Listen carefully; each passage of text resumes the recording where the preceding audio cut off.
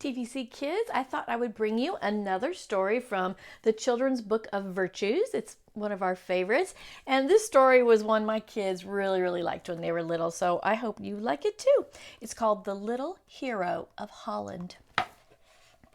Holland is a country where much of the land lies below sea level. Now, do you guys know what that means? So here's the water level, right? And the country is below it. How can they do that? You're going to hear how. Only great walls called dikes keep the North Sea from rushing in and flooding the land. For centuries, the people of Holland have worked to keep the walls strong so that their country will be safe and dry. Even the little children know that the dikes must be watched every moment and that the hole no larger than your finger can become a very dangerous thing. Wow, pretty cool place, huh? Many years ago, there lived in Holland a boy named Peter. Peter's father was one of the men who tended the gates at the dikes. He opened and closed the doors so that the ships could pass. So the doors would open up, the ships would go through, and then they would close them back. It's really kind of fascinating if you ever get to go there, or if you even could watch like a video about it. It's really kind of cool. He opened and closed the doors so that the great sea could stay back out of the canals. One afternoon in the early fall, when Peter was 8 years old, his mother called him from play. "Come, Peter," she said. "I want you to go across the dike so you could walk on top of it like a bridge. And take these cakes to your friend, the blind man. If you go there quickly and you do not stop to play, you'll be home before dark." So that's nice. They send cake over to a man who can't see. The little boy was glad to go on such an errand, and he started off with a light heart. He stayed with the poor blind man a little while to tell him about his walk along the dike and about the sun, the flowers, and the ships far out at sea. Then he remembered his mother's wish that he should return before dark, and bidding his friend goodbye, he set off for home. Here you go. Here's a few pictures. They're really pretty. I hope that could help you kind of get a little picture of what it looks like there. Okay. As he walked beside the canal, he noticed how the rains had swollen the waters. And how they beat against the side of the dike, and he thought of his father's gates. "I'm glad they're so strong," he thought to himself. "If they gave way, what would become of us? These pretty little fields would be covered with water. Father always calls them the angry waves. I suppose he thinks they are angry at him for keeping them out for so long. What do you think? You think those waves are actually angry at his dad for holding them back?" As he walked along, he sometimes stopped to pick a pretty blue flower that grew beside the road, or to listen to the rabbits' soft tread as they rustled through the grass.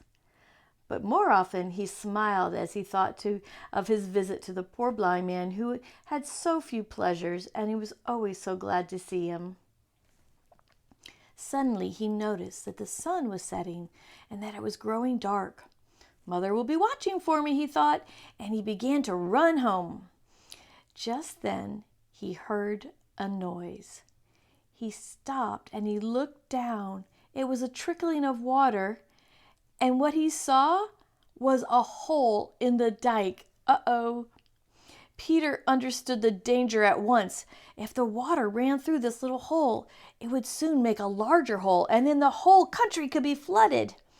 In a moment he saw what he must do. Throwing away his flowers, he climbed down to the side of the dike and thrust his finger into the tiny hole. All right, so here he is at the top. He's walking home and he starts to run, and then look down at the bottom. Can you see where there's just a little hole, but it's starting to crack? If he doesn't plug that little hole, the whole wall could fall down. The flowing of the water was stopped. "Oh," he said to himself, "the angry waters must stay back now. I can keep them back with my finger. Holland shall not be drowned while I am here." This was all very well at first, but as it grew dark and cold, the little fellow shouted and screamed, come here, he called. But no one heard him. No one came to help him. It grew still colder, and his arm ached and it began to grow stiff and numb. He shouted again, "Will no one come? Mother, mother!" It's usually the first one we call for, isn't it?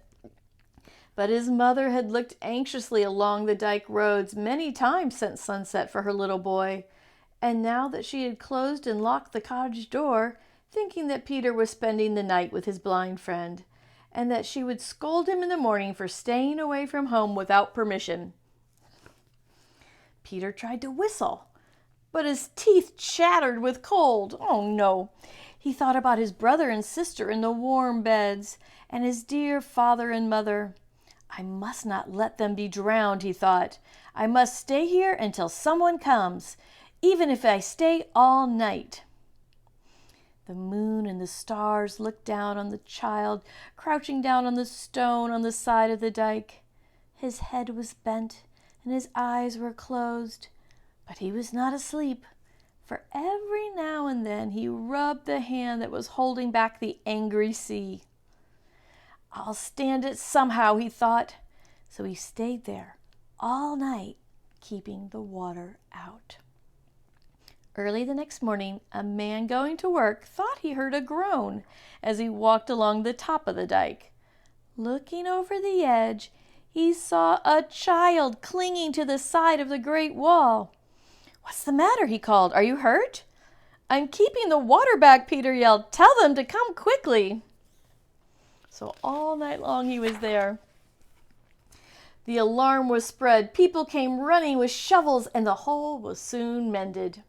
They carried Peter home to his parents, and before long, the whole town knew how he had saved their lives that night. To this day, they have never forgotten the brave little hero of Holland. Look how happy they are.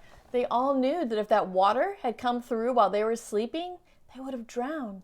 So that little boy staying there, sacrificing his night, his energy, his sleep, he stayed and saved the whole town. Pretty cool? What would you guys do? I don't know. I hope we're never in that circumstance, but I like hearing about heroes like that, don't you? I love it that kids like you can do big, giant things. All right. Have a great week, guys. See you soon.